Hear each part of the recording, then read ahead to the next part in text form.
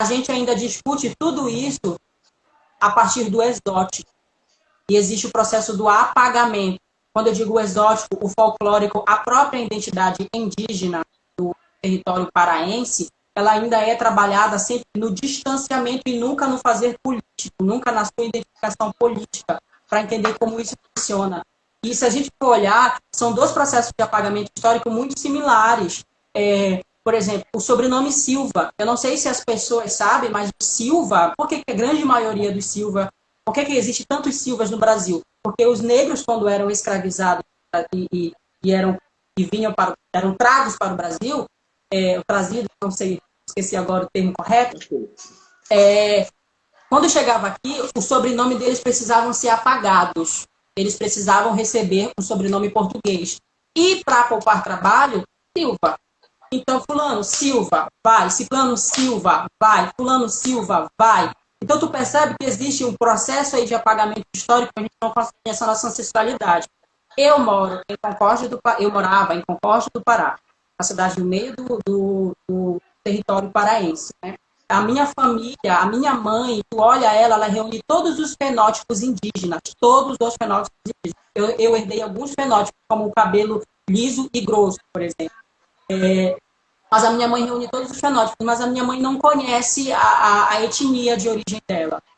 Entende? Ela não conhece o sobrenome dela. Então, quando eu me toquei disso, porque meu pai é maranhense, negro, minha mãe indígena, paraense, e eu não conheço, e acabou ali. Meu conhecimento ancestral, no sentido de conhecer a minha raiz, né, a minha árvore genealógica, ela acaba nos meus avós. Isso do que o meu pai e a minha mãe ainda lembram, porque os meus avós morreram pequenos, quando os meus pais eram pequenos, no caso da minha mãe, e no caso do meu pai saiu do Maranhão e veio para o Pará, e a mãe dele ficou lá, e o pai dele veio. Então, e como a gente sempre foi muito pobre, a gente nunca teve condição de ir para o Maranhão para eu conhecer a minha ancestralidade, entende? Então, como é que esses dispositivos eles operam nesses corpos, no sentido de ser transversalizado com a questão da classe, da pobreza, do racismo estrutural, de expulsar para a margem? Como é que o processo de miscigenação funciona no território amazônico? A gente sabe que o processo de miscigenação foi um projeto de apagamento e embranquecimento da sociedade brasileira. A gente sabe. Mas aqui no Norte tem um encontro muito peculiar, que é o encontro desses dois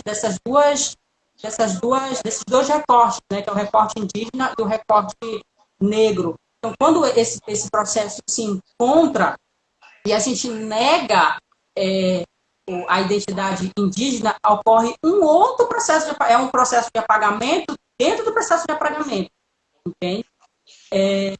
E aí, um exemplo disso, eu ouvi bastante na minha vida comentários racistas, aquele racismo que tipo, a pessoa, não, mas não é racismo, sabe? Nossa, que bom, abre aspas, que bom que tu és negro, mas tu tem um cabelo liso, né?